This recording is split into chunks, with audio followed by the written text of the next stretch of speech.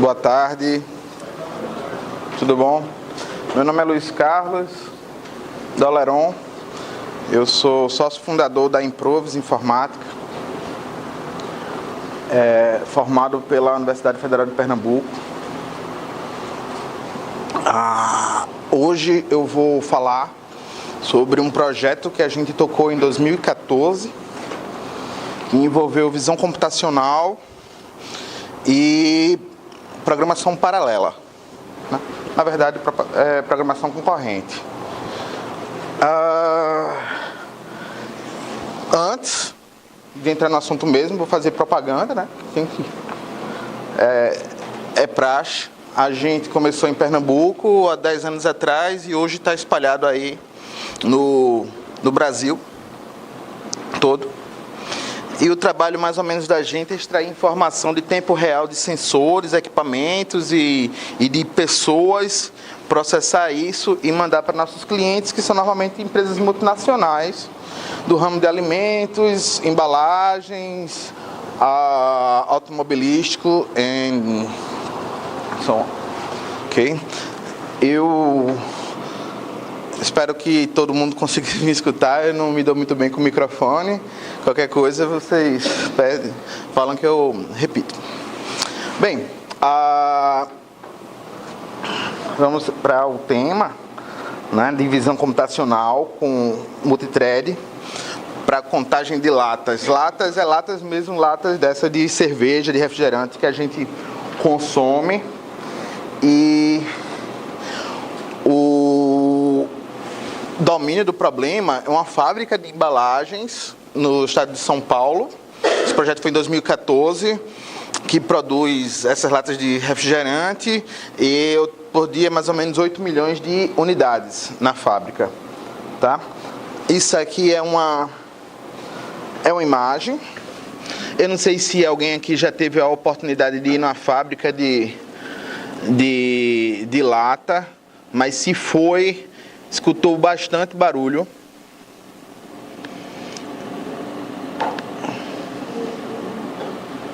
Provavelmente escutou bastante barulho. Ok?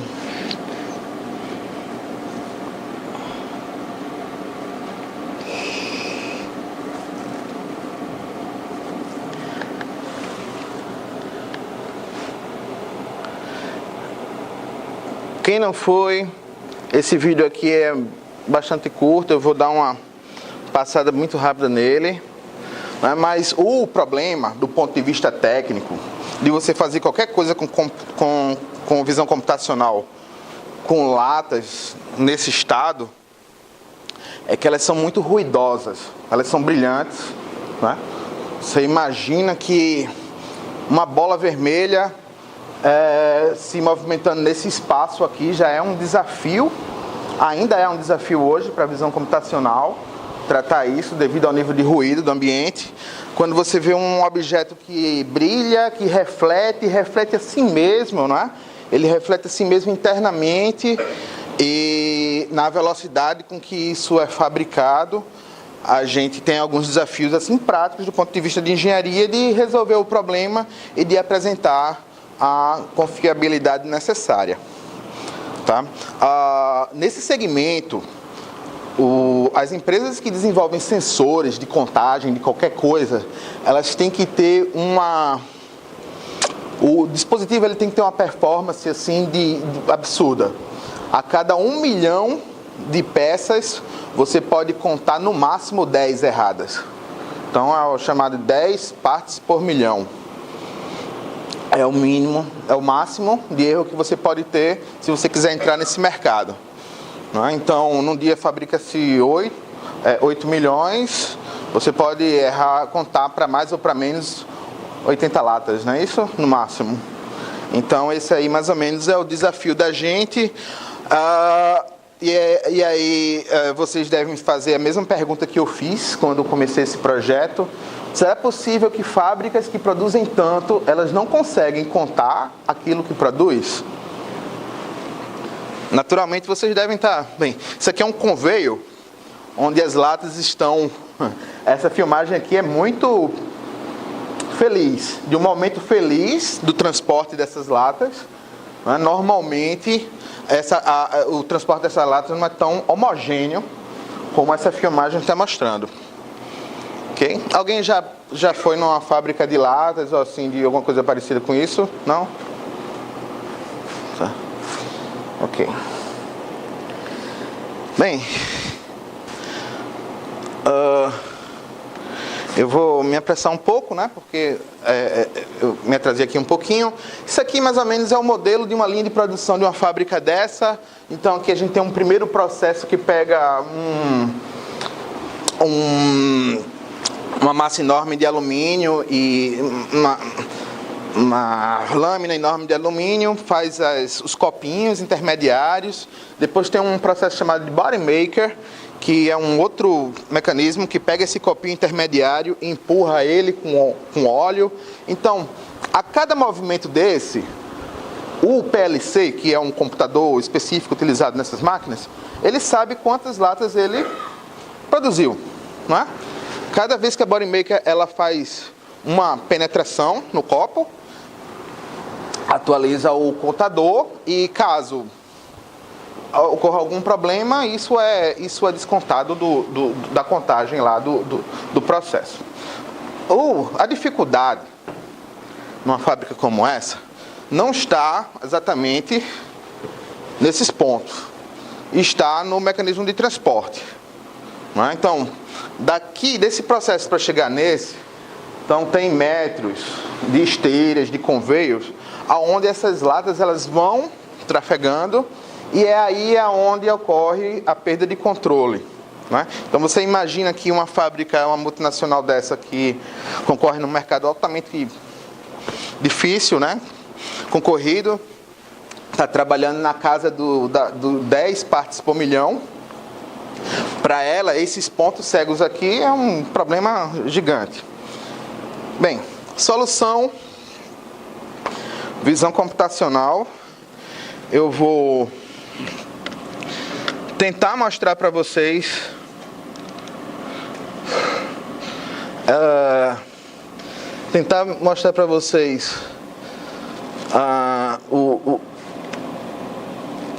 o vídeo que o dispositivo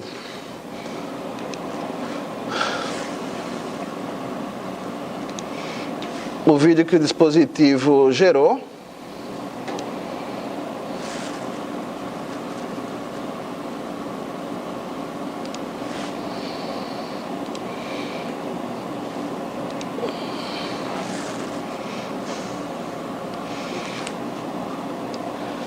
Bem, isso aqui está 1/3 da velocidade, tá? Mas a velocidade normal é 3 vezes isso, então não importa muito, a gente não consegue ver muito facilmente, né? Mas existe uma câmera em cima que faz a contagem dessas latas e eu desconheço uma outra forma de fazer a contagem dessas latas sem ser através de visão computacional, porque se você, por exemplo, jogar algum tipo de radiação óptica, por exemplo, nessas latas, você não vai conseguir realmente saber nada, porque se você colocar de forma transversal, você sempre vai estar lendo o mesmo valor, né? Você só vai ver um ripple, assim, se você colocar do outro sentido também você não vai conseguir contar nada. Então a solução é usar visão computacional. E aí, deixa eu colocar aqui. Tá, então esse aqui é o fluxo lá no conveio, né? Bem, isso foi feito com um dispositivo desse, que é um Raspberry Pi, que todo mundo aqui deve conhecer, né? É um dispositivo de 1 GB de RAM, mais ou menos, né? Usa um disquinho de câmera fotográfica, tem um núcleo que equivale ao núcleo de um celular desses que você compra na feira, mas é um dispositivo muito poderoso, tá? Então, como a gente queria fazer um teste de conceito para esse nosso cliente, que já era um cliente nosso, a gente foi e utilizou o Raspberry Pi para... Vamos ver aqui a 15 FPS.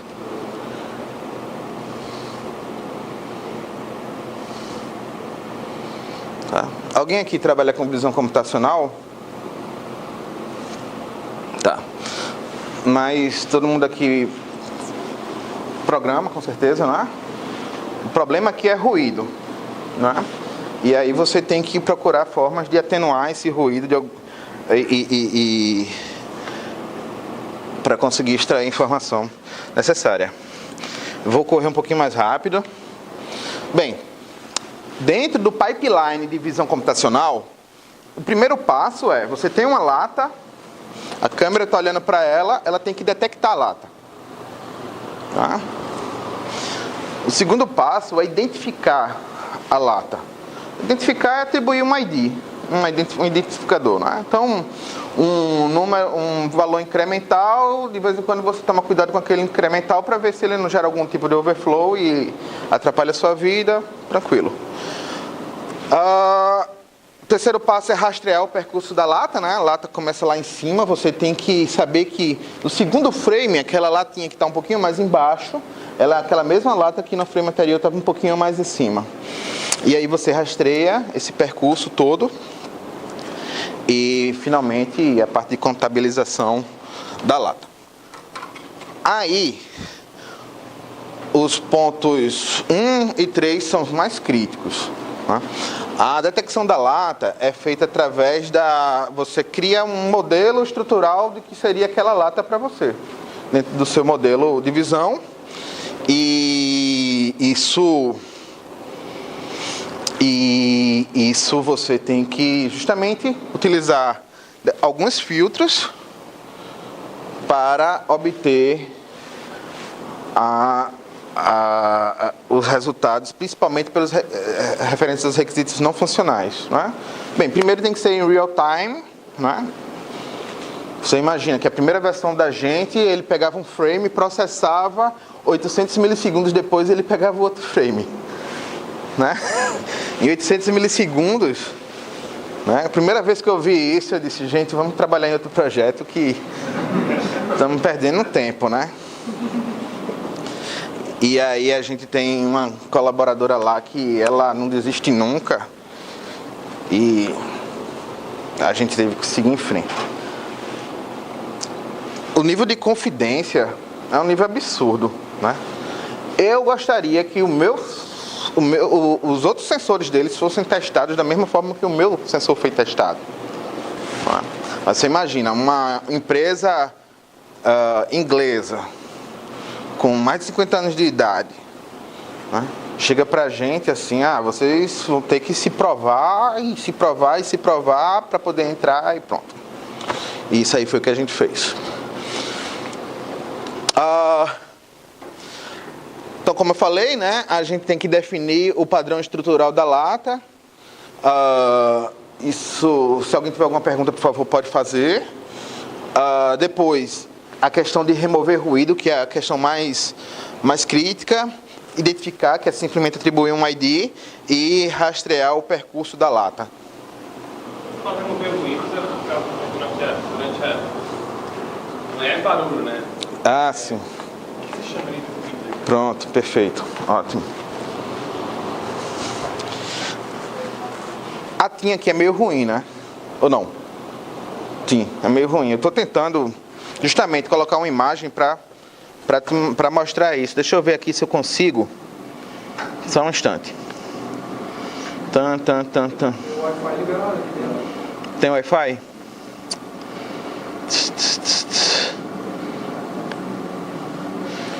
Pronto. Só um instante, gente.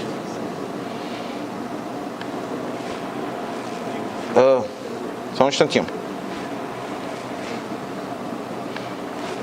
Pô, tem um mouse aqui, cara.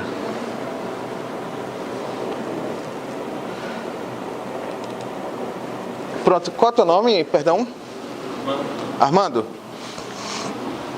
Você acreditaria que isso aqui são aquelas latinhas passando? Né?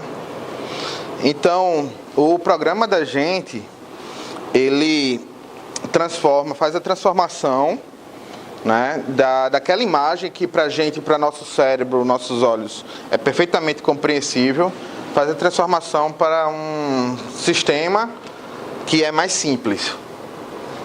Por que é mais simples? Porque nem se compara o poder de processamento disso, né? Provavelmente a gente tem mais poder de processamento em qualquer célula do nosso corpo do que isso aqui.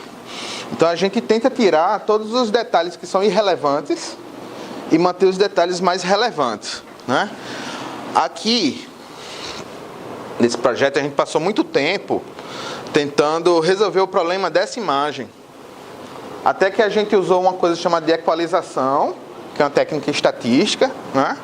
Você tem lá um histograma, né, que ele é meio assim, aí você aplica uma técnica estatística para ele ficar mais bem definidinho, né? Como assim, mais magrinho. E aí a imagem fica mais definida.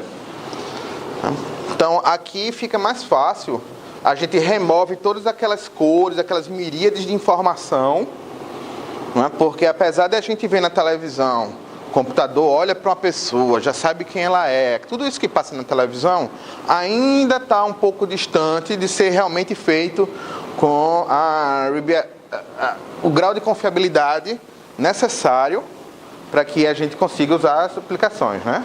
Sim, por exemplo, visão computacional para a área médica. Uma coisa é você contar 100 latas errado, outra coisa é você, né, tomar uma decisão médica enganada, baseada na questão do ruído. Tranquilo? Então, a remoção de ruído é simplesmente você focar naquilo que você acha que é mais importante e desprezar todo o resto, né? Então, bem, rastrear o percurso da lata, e a gente usa aqui uma rede bayesiana para identificar o movimento mais plausível, né? O que é isso, Luiz? Aqui está um frame, outro frame, outro. Pronto. Vou repetir, né? A câmera ela funciona a 90 fps. Tá? Quanto é que dá 90 fps? Dá 11 milissegundos? Acho que por aí, né? 11 milissegundos. Então a cada 11 milissegundos ela está tirando um frame. Pega um frame e compara.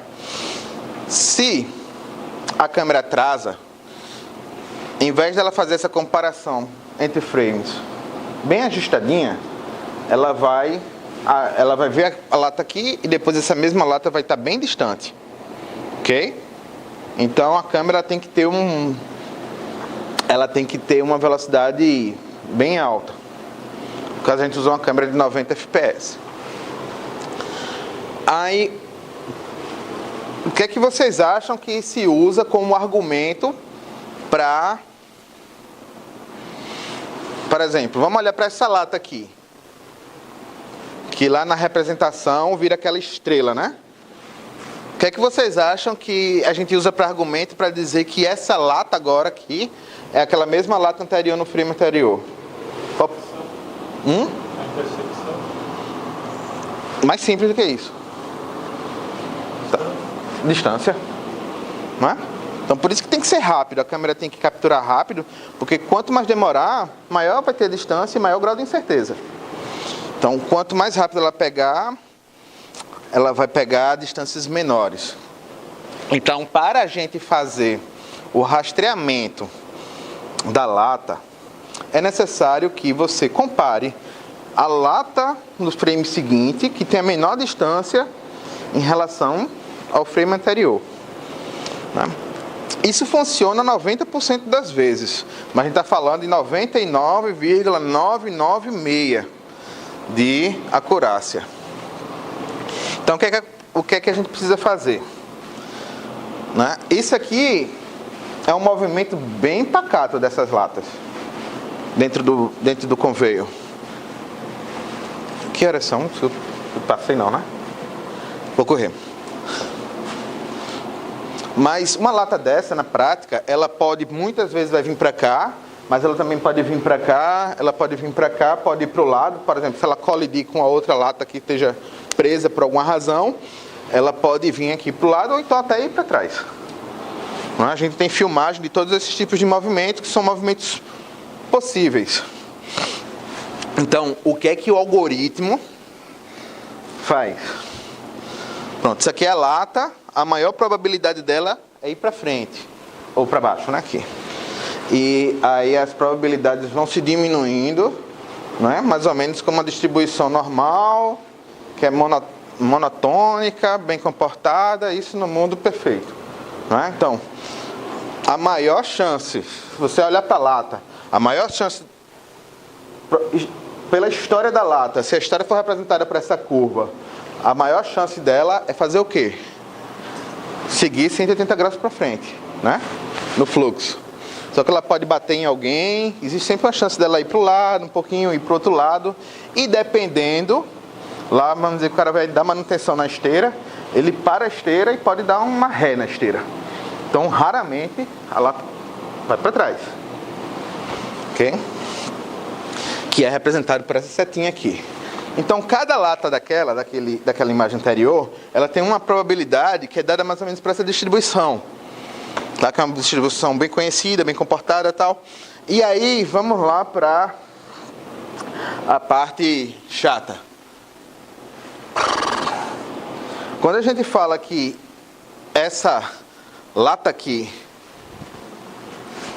essa mesma lata aqui, a gente está dizendo que a explanação mais provável do ponto de vista estatístico, né, dessa lata é ser a lata anterior, no frame anterior. É a explanação mais provável daquilo, né? Nesse caso aí não tem outra forma de ser.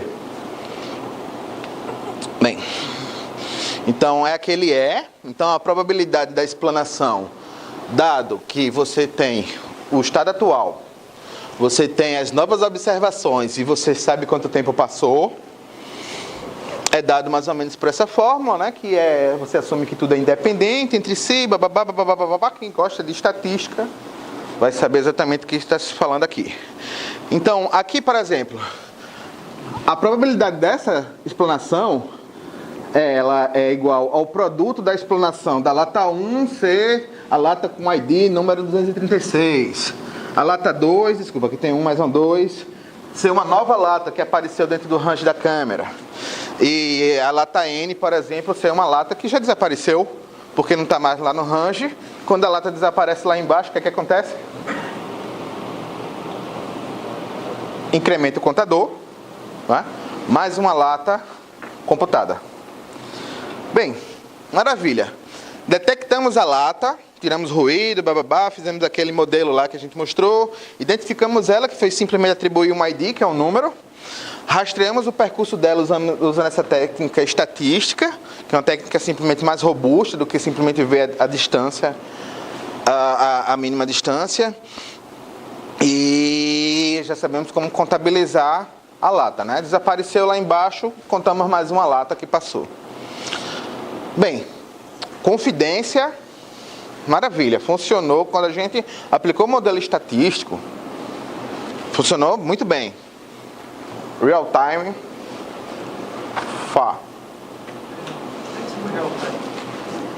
Como que tem essa régua que você comentou, justamente depois que ela está sumindo, aí ela apareceu de novo. Isso. É possível que isso aconteça, sim. Exato. Aí tem uma coisa lá.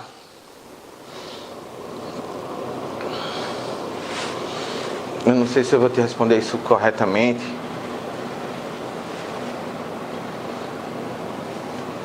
Tá. Já vamos para os detalhes, né, da implementação. A gente só cria novas trajetórias aqui no começo, tá?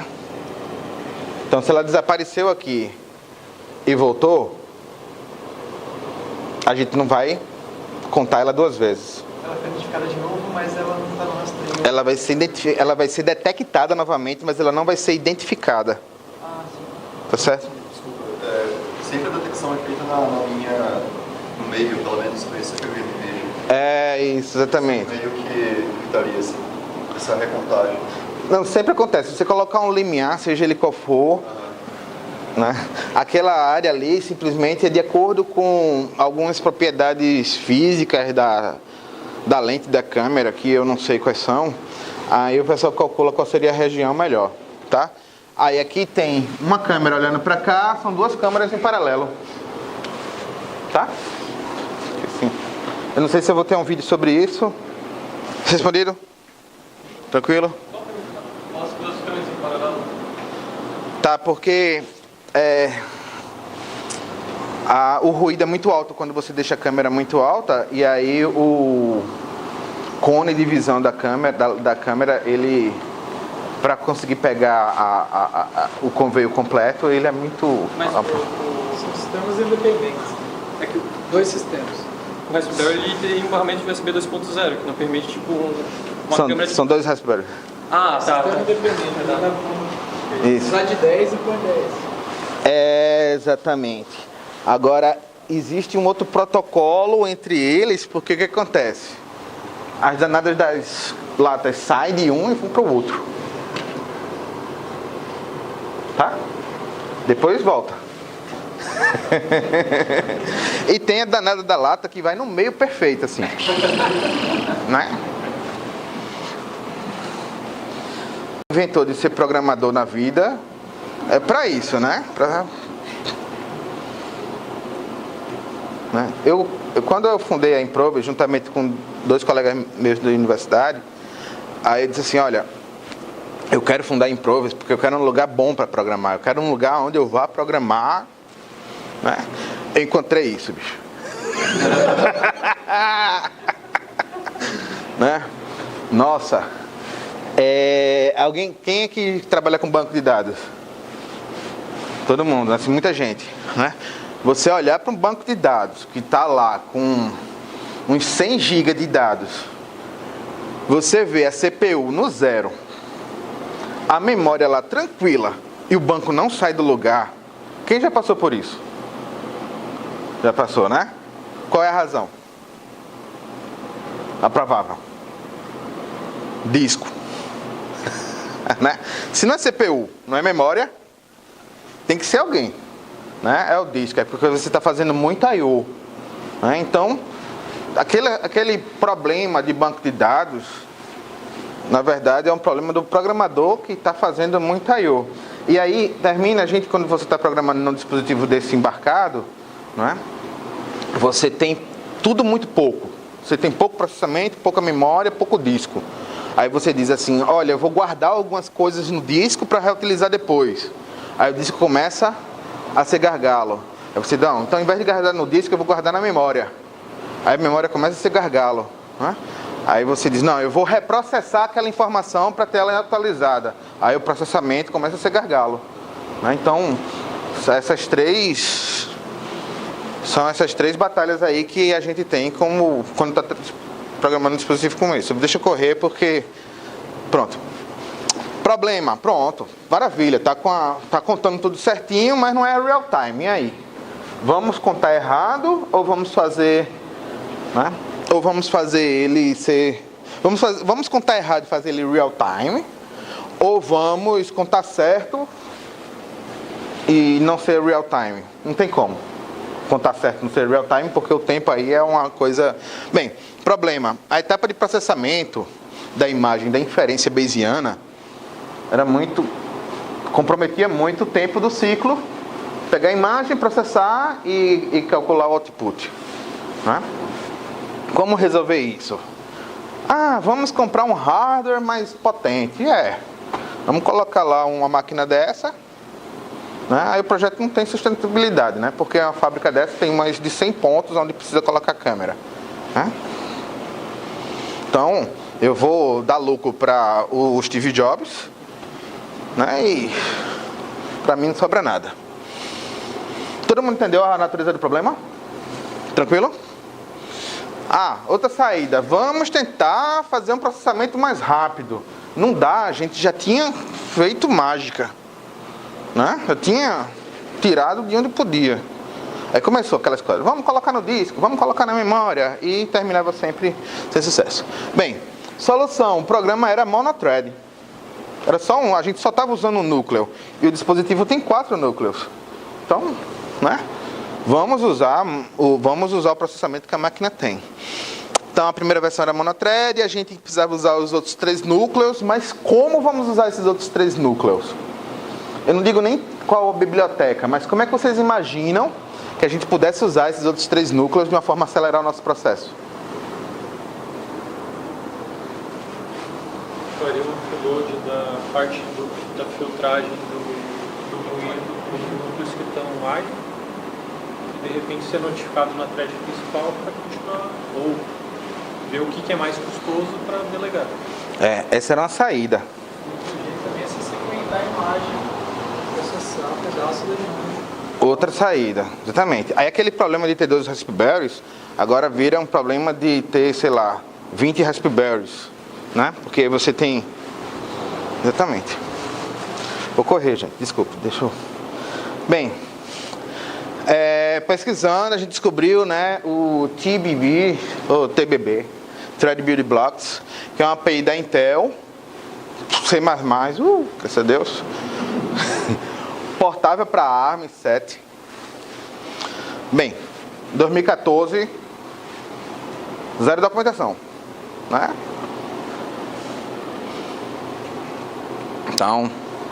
Então essa estratégia, desculpa, Gustavo, eu assisti parte da tua palestra ali enquanto eu estava tentando baixar os vídeos, tá? Desculpa.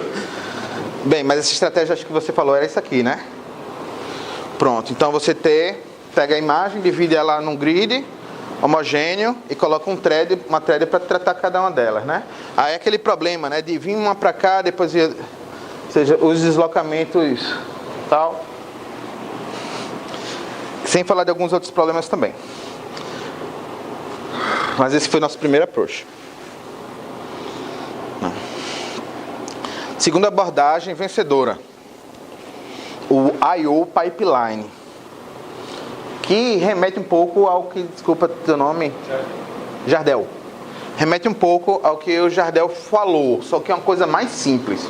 Veja, se você está fazendo uma coisa que é um processamento muito punk... Quanto mais simples, mais saúde o seu sistema vai ter, né?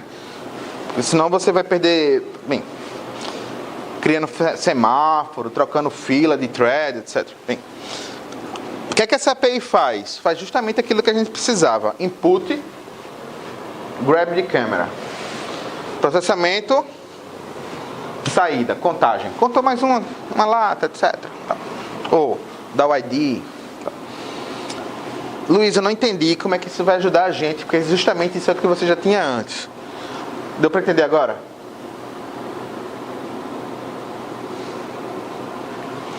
Então, eu não consigo ler 2 imagens da minha câmera ao mesmo tempo.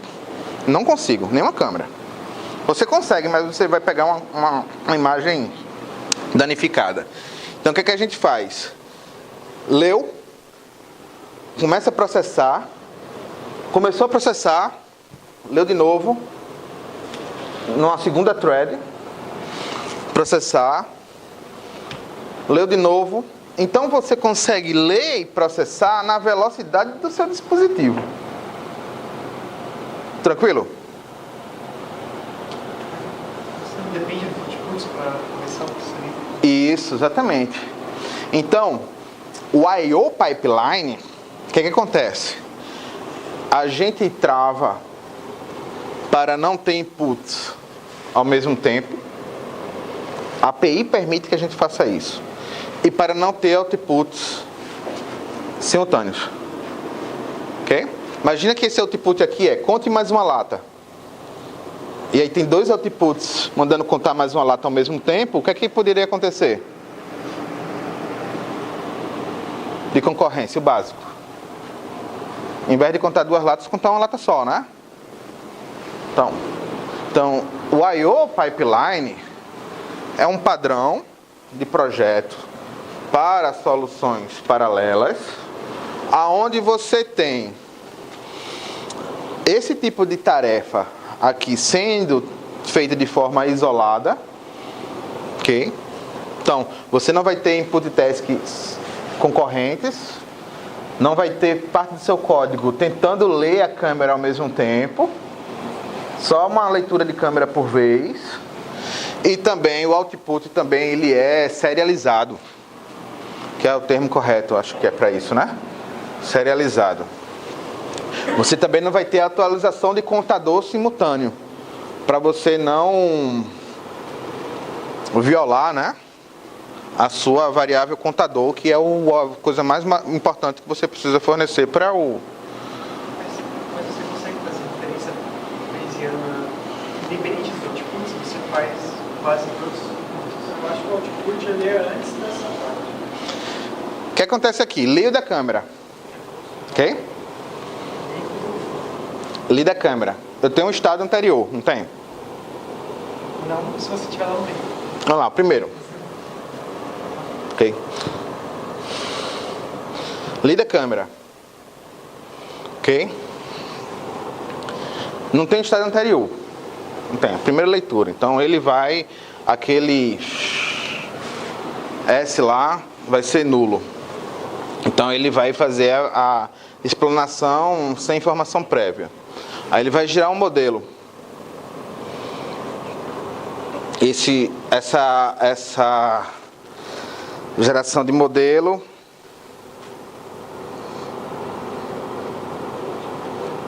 tá aqui. Isso.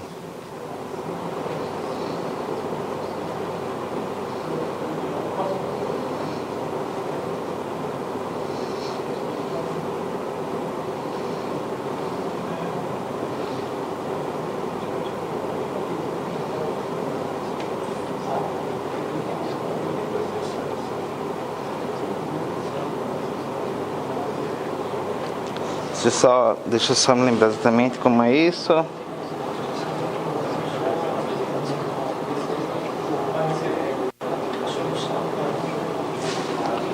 Aí você lê a outra câmera.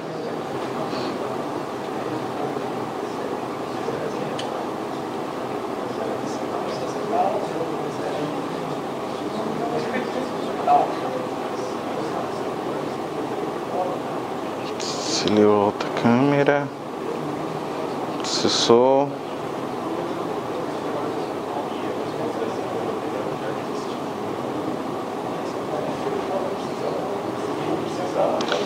Cara, eu acho que o state update é aqui, tá?